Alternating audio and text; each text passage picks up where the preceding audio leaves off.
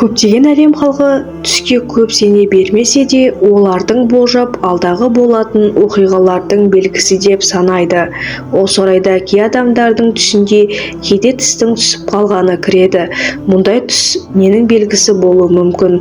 Бүгінгі материалды осы жөнінде айтатын боламыз. Түсіңізде тістің түсуі көп жағдайда денсаулығыңыздың сыр береді деген мағынаны білдіреді. Сол сияқты түсіңізде тісті түкірсеңіз де сіздің немесе жақындарыңыздың денсаулығына кінәрат бар деген мағынаны білдіруі мүмкін. Сонымен бірге түсіңізде тісіңіз жоқ болып кеткенін байқасаңыз, онда еңбегіңіз зая кетеді деген мағынаны білдіреді. Ауыз қуысында күтілмеген болса, онда бұл серіктеріңіз сатқындығын жайында ескертеді.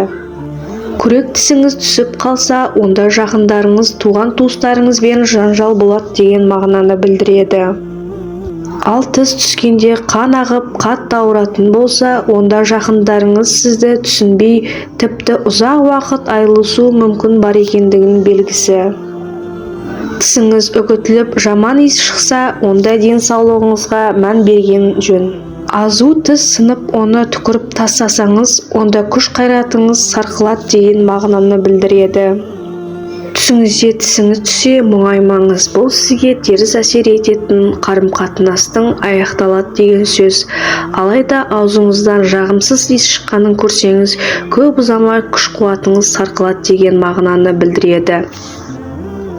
Тісіңіз үгітіліп немесе сынғанын көрсеңіз, заң мәселесіне және қажылық мәселесіне абай болғаныңыз жөн.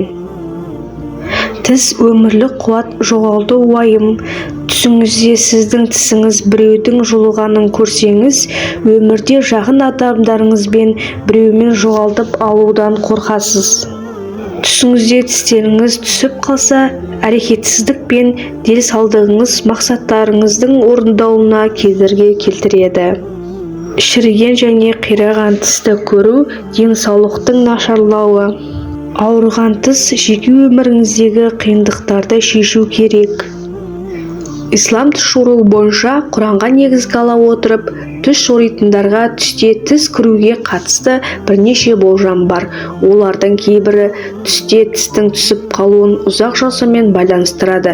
Мәселен, түсіңізде тісіңіз неғұрлым көп түссе, сонда соғұрлым ұзақ ғұмыр кешесіз деген болжам бар. Сол сияқты тісіңіз қолыңызға түссе, онда өмірде бай адам боласыз деген сөз.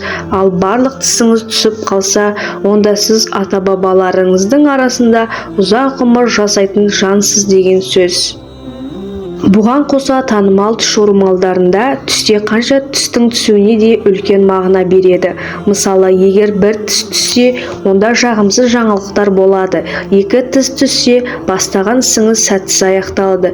3 тіс түссе, үлкен қиындықтар болады. Ал бүкіл тісіңіз түссе, онда қайғылы жағдай болады деген мағынаны білдіреді.